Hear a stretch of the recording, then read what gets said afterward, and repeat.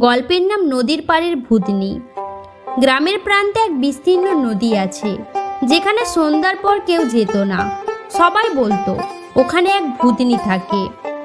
মিতু শহর থেকে এসেছিল মামার বাড়ি বেড়াতে। নদীর গল্প শুনে তার কৌতূহল চেপে থাকলো না। এক পূর্ণিমার রাতে চুপচাপ বেরিয়ে গেল সে। নদীর ধারে হালকা কুয়াশা, জলে চাঁদের প্রতিচ্ছবি নাচছে।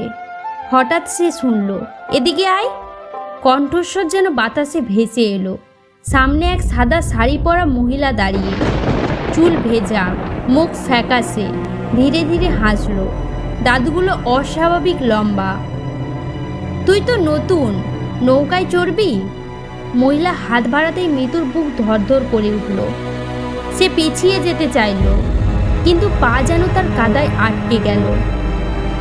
ঠিক তখনই আকাশে বজ্রপাত এলো।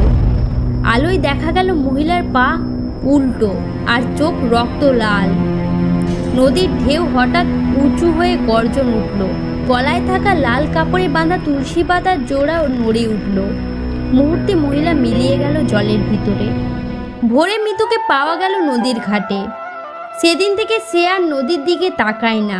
কিন্তু গ্রামের মানুষ বলে, পূর্ণিমা রাতে এখনো শোনা যায় সেই ডাক, এদিকে আয়, নৌকোয় চড়বি আয়।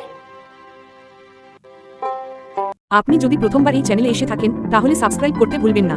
এরকম আরও নতুন ভিডিও পেতে সাবস্ক্রাইব করুন। ভালো লাগলে লাইক, কমেন্ট আর শেয়ার করতে ভুলবেন না।